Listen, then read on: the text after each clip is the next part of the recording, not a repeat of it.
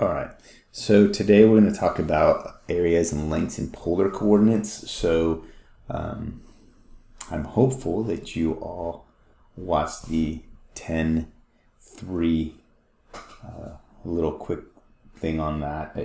That's all review pretty much, except for the derivative piece, correct? So it's not nothing too crazy. But after I do this lecture here, I'll see if you have any questions on that, and I'll answer those. But I'm just gonna do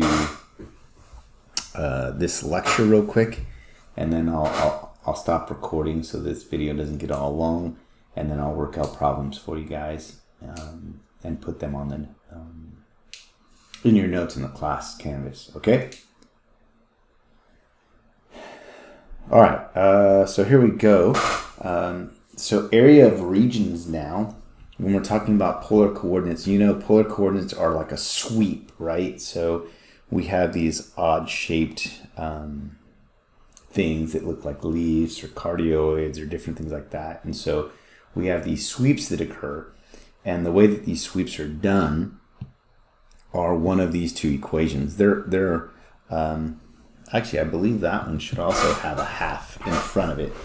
That might be a typo on my part, so let me confirm. I think there should be a half in front of that first equation.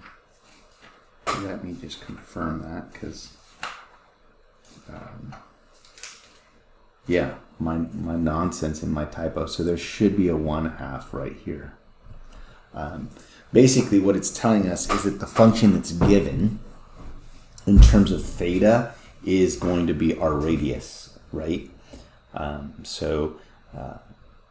It's going to be 1/2 the function squared, or 1/2 r squared. That's going to give us our sweep that we're going to be able to find, right? Because what ends up happening with these cardioids is that the sweep ends up being, the radius ends up changing its length, right? So this is the critical formula for finding the area. And then I'm going to also show you an equation for finding the arc length. That problem is going to be a little bit tedious.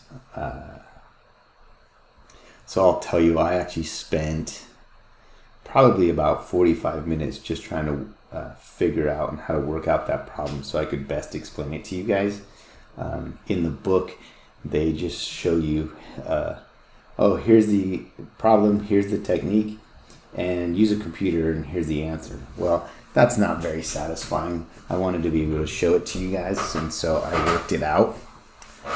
But I did get a little bit stuck, and then finally when I thought about it, I was like, oh, what a dummy, it's so easy. But I put in the time, so I'm ready for you guys. So all right, let's do this first one. And so you should now be able to graph these cardioids, or these polar systems, right? Because you did it in your pre-calc class, and now it's come back and you've done some practice. And so I'm going to skip the process of graphing this. You should all be able to do this. So the equation that we're given is r is equal to cosine 2 theta. And so when we go to graph this, cosine 2 theta actually ends up looking like a leaf. So it's going to look like this. This is the polar coordinates of this thing. It's actually not too bad for me. And the way that you do this, if you wanted to be able to plot it and graph it, you could have gone just, okay, what are my thetas? My thetas are going to be 0, the ones you know, right? 0, pi over 6, pi over 4, pi over 3, pi over 2, all the way through to 2 pi in order to plot these radii, and then plot the points, and you would have come up with this rosebud, right? But in this thing, it's asking us for one loop, and so one loop is very important. To get the one loop, we see that our angle is going to be here at pi over 4, and our angle over here at negative pi over 4. because that's going to give us, and I'll just shade it so you guys can see, this loop here. Correct? Yeah. All right. Now, have any of you guys struggled with graphing these polars? Or how many of you guys have been like, oh, those Dodger games on Saturday, Sunday, and Tuesday, so I haven't done any homework. That's probably more the case. I don't think you post 10.3 yet. The lecture? Oh, the homework. Oh, yeah. No, I haven't posted it for you guys. I was waiting because I want to put 10.4. Now, one thing that is going to happen, though, is we'll have an exam on Chapter 10 next Wednesday. So these 4 sections will be covered and be done for an exam for you in a week. Okay? Okay, so looking at this, the integral for this thing is going to be, since we only want the one rose petal, we're going to go A is equal to an integral from A to B of 1/2 r squared d theta. And when we go to substitute this, our lower bound should be pi over 4. Our upper bound should be, negative pi over 4 to pi over 4 times 1/2. And then our r is cosine 2 theta, but it's going to be squared. Does that make sense to everyone? Yes. Okay, so now from here, one of the things that we can do, some strategies that we can use, is we can use symmetry. So by symmetry, I want you guys to be able to see what I'm doing. I'm going to get rid of the half by multiplying, by only going from 0 to pi over 4. Right? Because we can see that the top of the area is going to be equivalent to the bottom area, correct? Yes. So that's going to give us cosine squared 2 theta d theta. And then the techniques that we need to know from integration here should be very straightforward. What should I do here?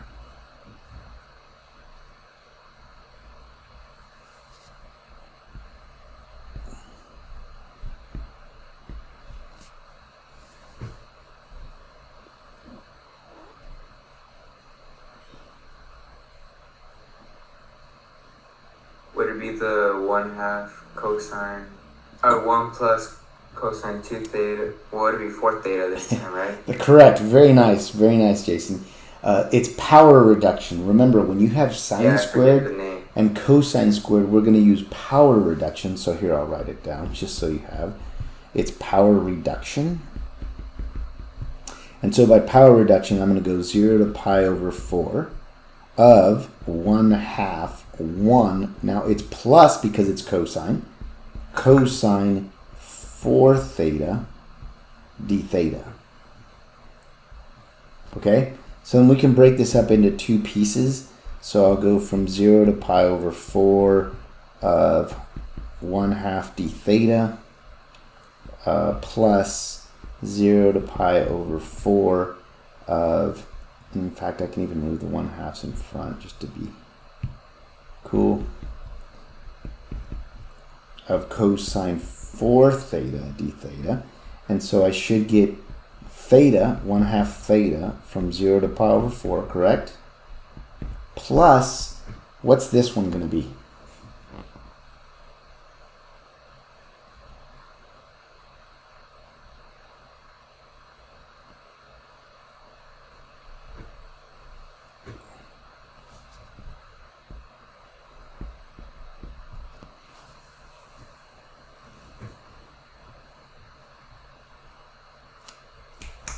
You guys really should be spitting this out. Is it negative sine 4 theta? Would it be 1/4, negative 1/4 then? So, interesting. You guys are taking derivatives right now. what is the integral of cosine? Oh, sine. It's no wait, my bad. Yes. Yeah, it's sine. It's positive. So 1/4 sine 4 theta.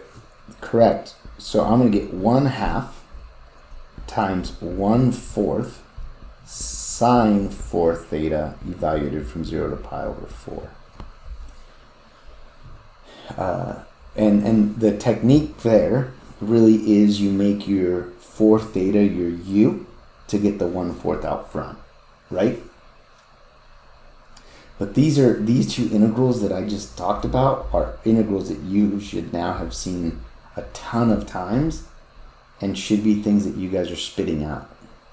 I'll let you know all of these integral techniques are going to come back in Calc 3.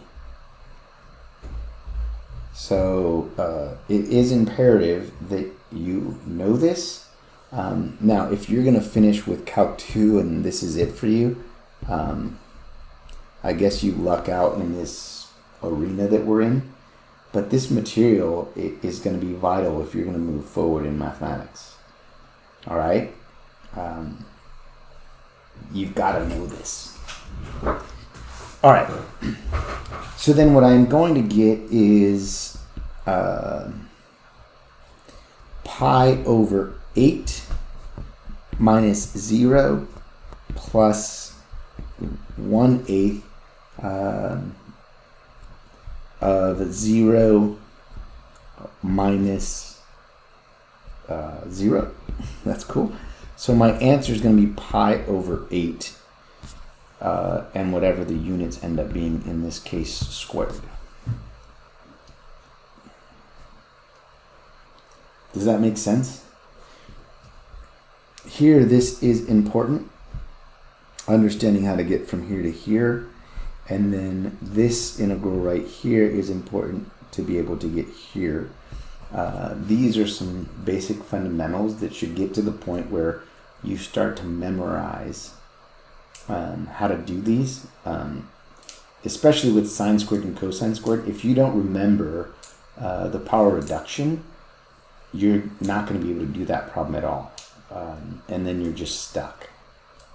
So that is very, very, very important. So just please be aware of that. And this is a simple integral. Like, this problem should be very straightforward and simple. It's not one that's going to be challenging. There are going to be problems that you're going to run into in polar and parametric that will be tricky. And so if you don't have your techniques down, you're going to run into trouble. The next problem that I'm going to do, I know some of you guys know that there's websites out there that will work out problems for you, right? We as professors know that. I can make problems and have them to where you won't find them anywhere. That's possible. Now, I don't want to do that. I've asked you guys to be honest and honorable about what you're doing. So ultimately, at the end of the day, who's gonna end up being hurt by this is you. I don't know, and there's something to say about, okay, I own this material, it's mine, it's not something that I went and found somewhere. And putting in the time to understand this material is developing your minds. And that's really what we're going after, right? What are we in education for? It's unfortunate. I think education's become a thing where people think it's just a route to a job. And while that's true, it does help you get a job. Like, what about just knowing? I don't know. I'm a big believer in what education was supposed to be from the get-go, right? Philosophy, the word philosophy means love of knowledge. And so it's like, do we have a love of knowledge? And so knowing this material and understanding how to get from here to here is knowledge based. Going from here to here is knowledge based, right? The techniques of problem solving, this whole thing, is critical thinking. And that just develops who we are as people, right? And all of you who've gotten to this class, you know, to get to this level, you've had to develop some pretty serious critical thinking, right? All right, I'm gonna get off that soapbox. I have a quick question. Yeah. So since we did symmetry, shouldn't that be doubled? Oh, I did double it. Did you miss that? Oh yeah, I guess I missed that, sorry. So no worries. It's cool. Josh, so look at this. See how right here I had the 1/2? Yeah. And then when I went to 0 to pi over 2, where's the 1/2? Oh, okay. Okay, I see that. So I did double it. It's just it got canceled out, right? So here, I can do it. So Yeah. I'll do it so you can see it. So I would have gone double times 1/2, which would have eliminated it. And then 1/2 comes back here because of the power reduction. So that's a great question.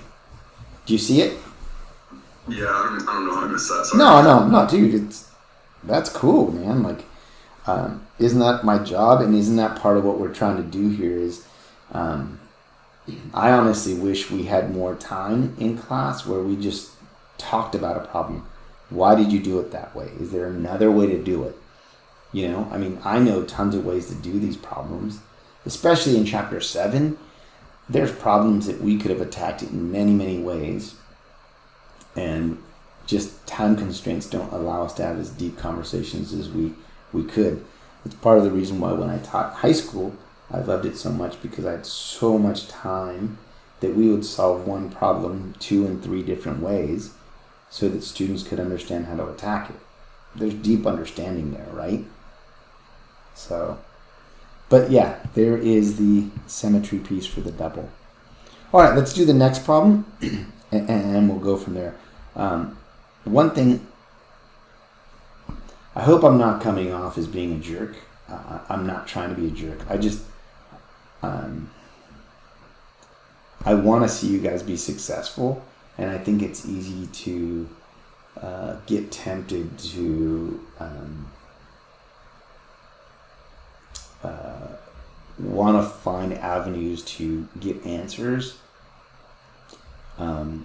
just because of time constraints or whatnot, and that ends up harming you. I mean, I have a student right now that I'm talking to my dean about who took a test, and it took the person 4 minutes to do a 10 question Algebra 2 test that I couldn't do, writing out the steps and showing the work in under 10 minutes.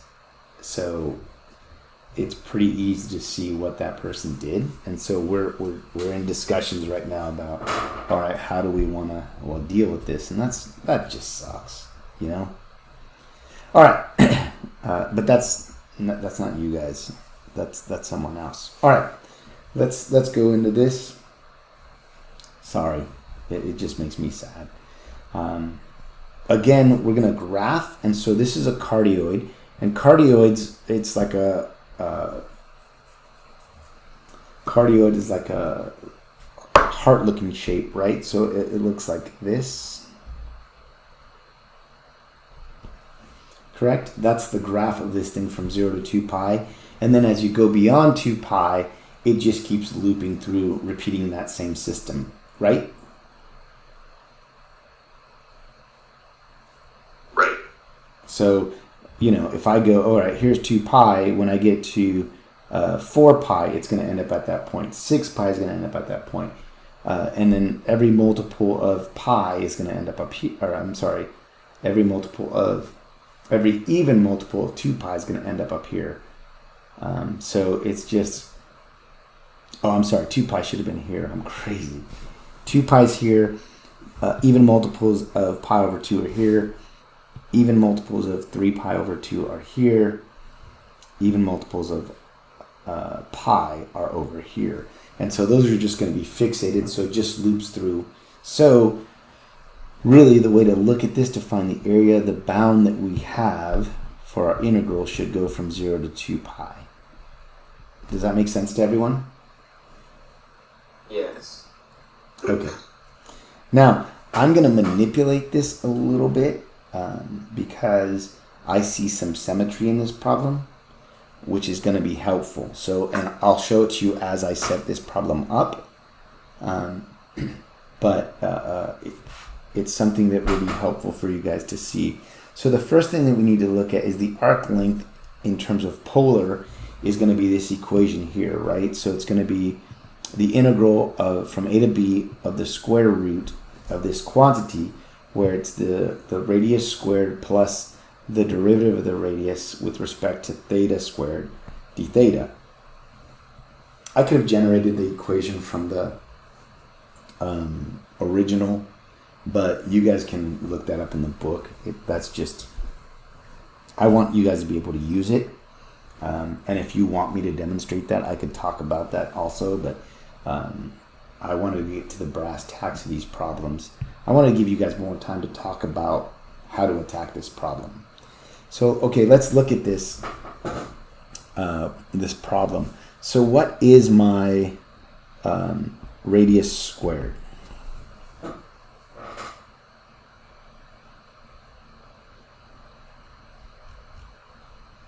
One plus sine squared theta. Almost. Oh. It's squared, right? The other thing that we need in this problem is we need our d theta, correct? And d theta is going to be what?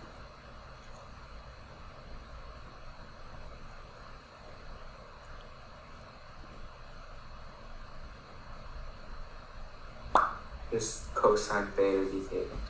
Correct. Or just cosine theta. Yeah, we don't need the d thetas on the other side. I got what you meant. Okay, so then from here what we're going to do is we're going to go after the length, right? So the length of this is going to be the integral from 0 to 2 pi of the square root of my r squared, which is going to be 1 plus sine theta squared, plus cosine theta squared d theta. Agreed? Agreed. So no, there's not a 1/2 in this problem. This equation doesn't have a 1/2 in it. We're using this here. There's no 1/2 there, Aaron. Does that make sense? The other one was for area. This is for arc length. Does that make sense?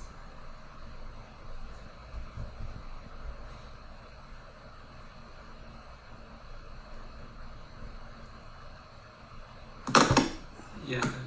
Okay, cool. So then from here, we're going to have to expand, right? So I'm going to go from 0 to 2 pi, the root of 1 plus 2 sine theta plus sine squared theta plus cosine squared theta d theta. Are we okay with that? Yes. Okay, so that's going to give me from 0 to 2 pi the root of 1 plus 2 sine theta plus 1 d theta. Are we okay there? I'm trying to be very deliberate with this problem. Yes. Okay.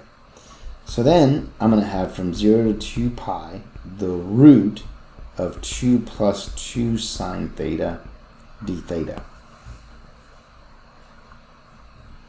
We in agreement? Okay.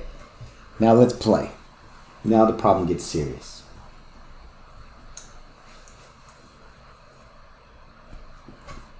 What can we do?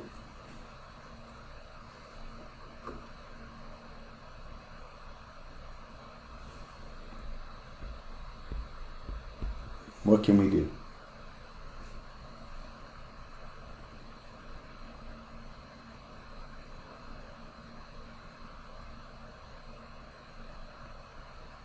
What would you do? Substitute trigonometry. No. Factor out of 2, right? Did you say factor out of 2? Or am I just tripping that the algebra doesn't work out?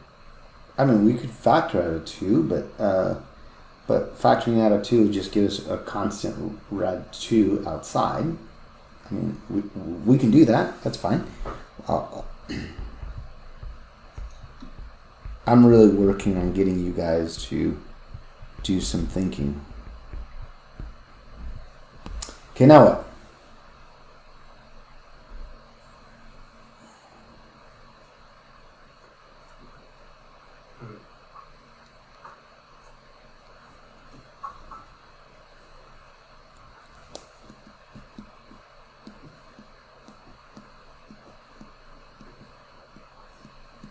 Is there anything we can do with 1 plus sine theta?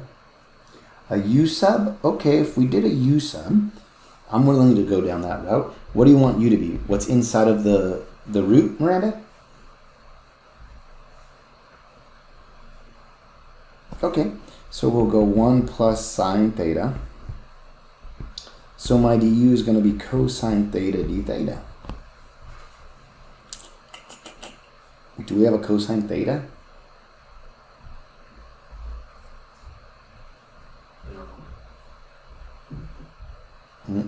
So u won't work.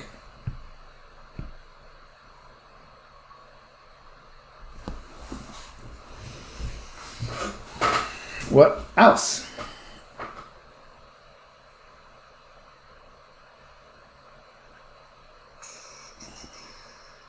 Or maybe I could say u won't work the way we just did it. How about that as a hint?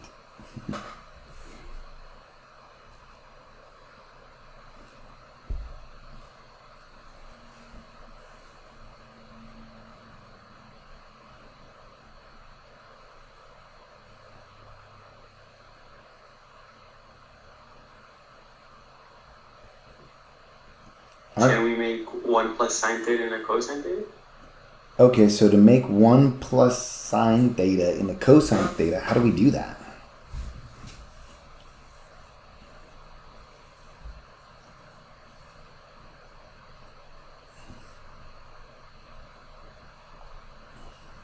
A trigonomic identity.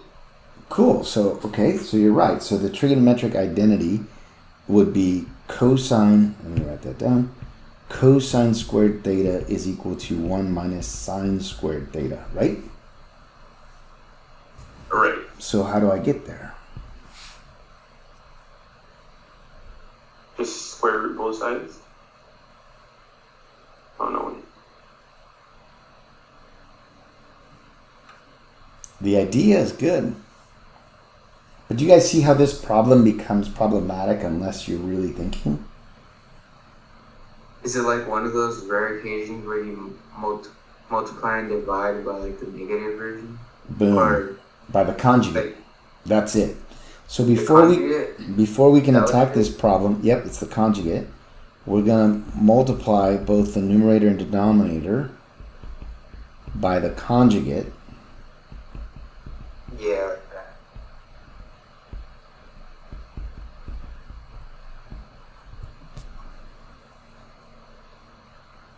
Right? So then what should I do?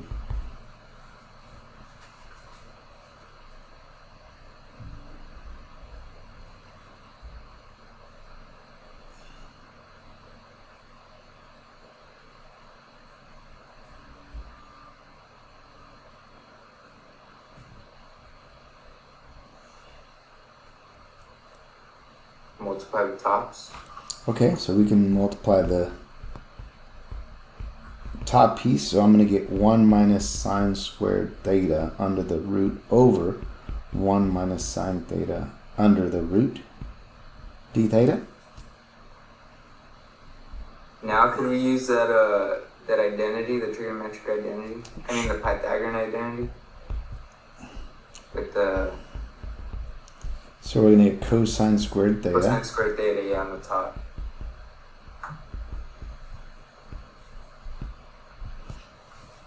Okay.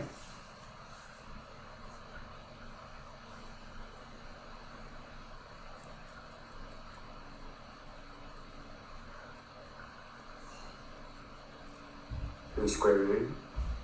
Okay, so we're going to get the root of 0 to 2 pi cosine theta over 1 minus sine theta rooted d theta.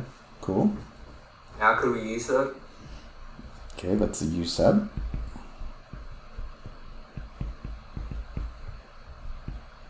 So what do we get?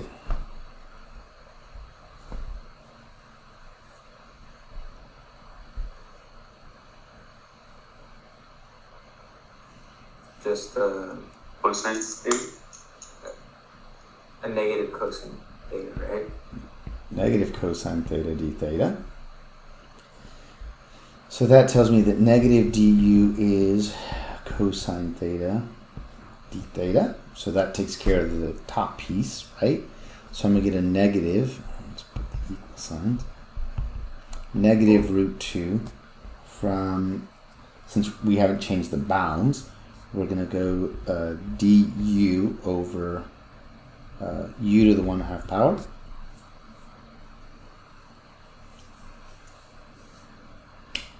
Now what?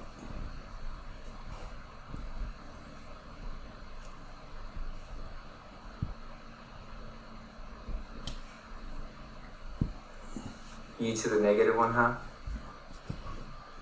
And then just take the integral.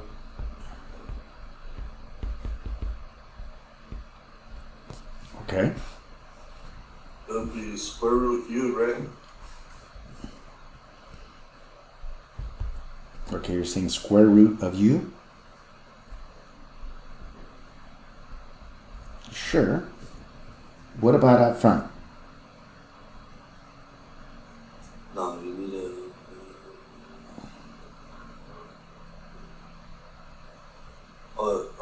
it'll be 2 square root u, right? So it'd be a negative 2 square root 2. Okay.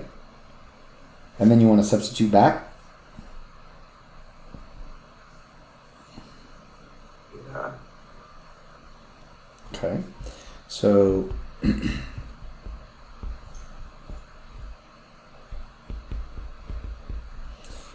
and 0 to 2 pi, right?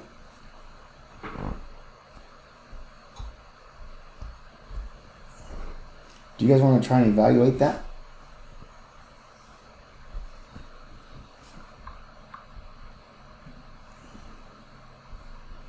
Sure. Tell me what you get, guys.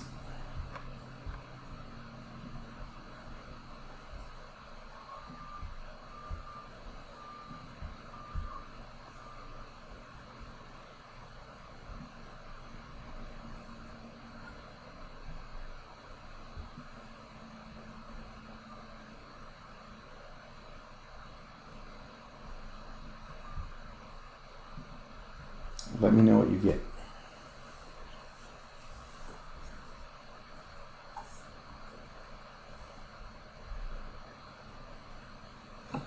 This is 0? Is that what you guys got? Yeah, that's what I got. No, I got negative 2 to square root 2. Yes, no. So who said they got square root of 2? It was negative 2 square root 2. Because isn't it when you plug in the 2 pi, it's 1 minus 1? Okay, so let's see. 0. Let's see. So you're saying negative. Oh, I mean, 1 minus I 0. got 0. I mean 1 minus. Okay, So never mind. don't you get 1 minus 1? No, I mean 1 minus 0. Yeah, 1 minus 1. Okay, so here I'll do so you can see what's going on. You're gonna get 1 minus sine of 2 pi, correct?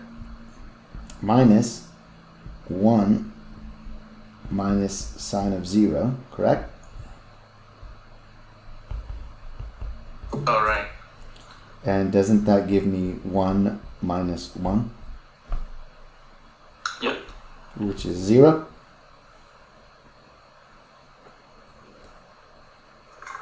Isn't that problematic? Do you believe that the area of this thing here is 0? No. So what the heck? You messed up somewhere. Something's wrong.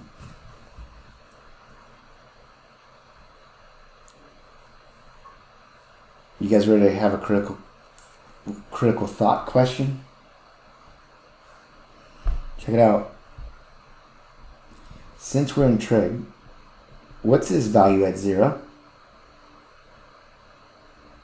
Isn't it 1?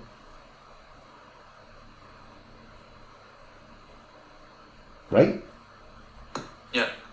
But then when I go around, boom, boom, get to 2 pi, what's the value?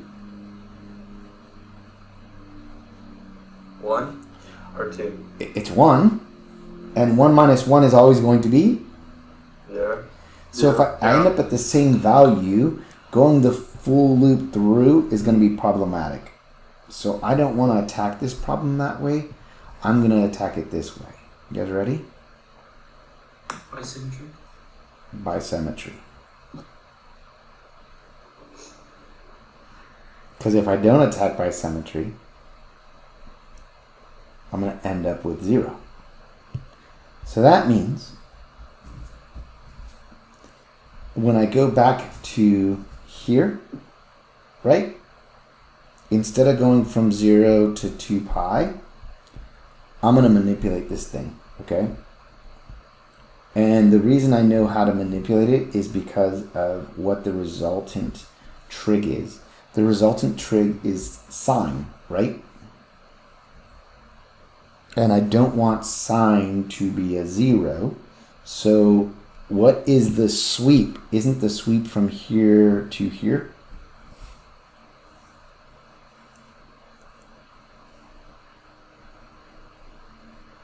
Correct? So I can go from either negative pi over 2 to pi over 2, or I could do it this way and do this side, going from pi over 2 to 3 pi over 2. It doesn't matter to me which way you want to do it. The negative pi over 2 to pi over 2. Now, understand that negative pi over 2 to pi over 2 is outside of this. We're using reference to go that way if we're going to go this way. Does that make sense? Yeah, but wouldn't it still be the same thing? It ends up being the same thing. If you wanted to be proper and be within, you would have gone from pi over 2 to 3 pi over 2, knowing that you're doing the left side as opposed to the right side. Does that make sense to everybody? And it is important that I go from follow the direction counterclockwise, right? Because if I go this way, what kind of area am I going to get?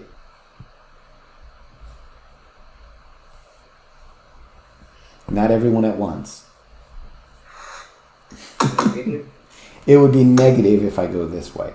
So I need to go this way. So that's why I would go from negative pi over 2 to pi over 2.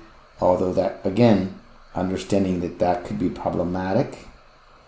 If you want to go from pi over 2 to 3 pi over 2, that falls inside of this area. Okay?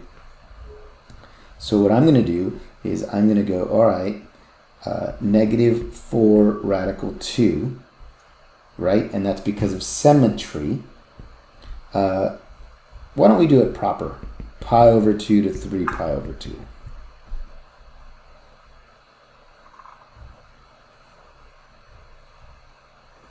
Okay? And it's not an integral anymore. It is, we've already integrated.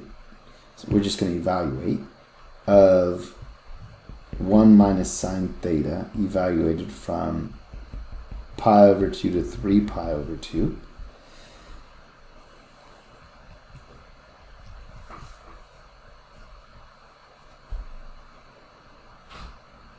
So what do we get?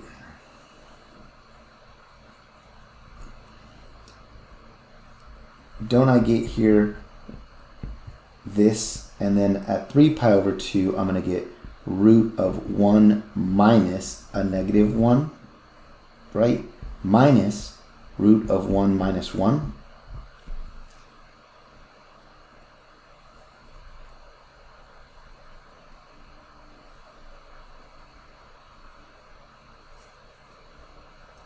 Yes.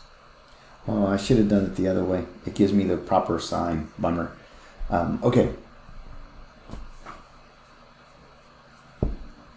I'm going to get negative 4 root 2 of root 2 minus 0, which is going to give me negative 4 times 2, which is a negative 8. But the area is positive 8. So I should have done it from negative pi over 2 to pi over 2. So you could actually see it. Shoot. Why did you do it the other way? Was it just to have non-negatives? What's that? I'm sorry? Why did you choose 3 pi over 2 and pi over 2? Oh, I just... Proper. The reason I chose it was because it was in the interval. Okay. Yeah, because it was in the interval. But that's interesting. Watch, let's do it the other way just so we can work it out.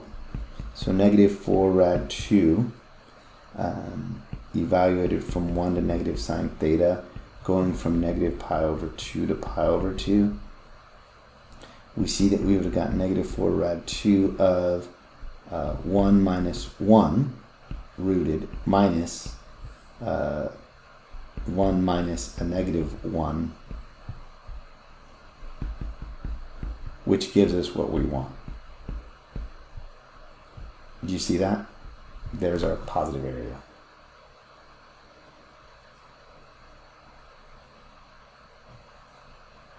That's interesting. I'll have to really think about why that happened.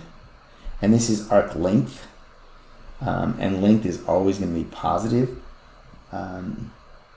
This is the way to go.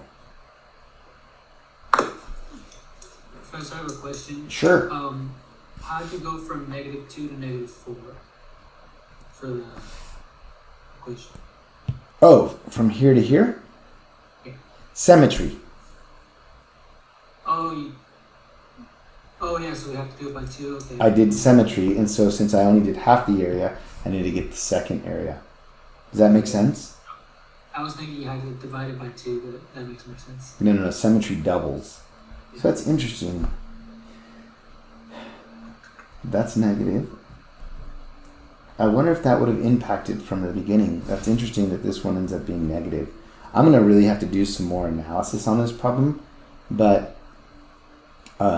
understanding that the area we're going from here to here gives us that positive. I think this one ends up being giving us that negative because we're going from here to here.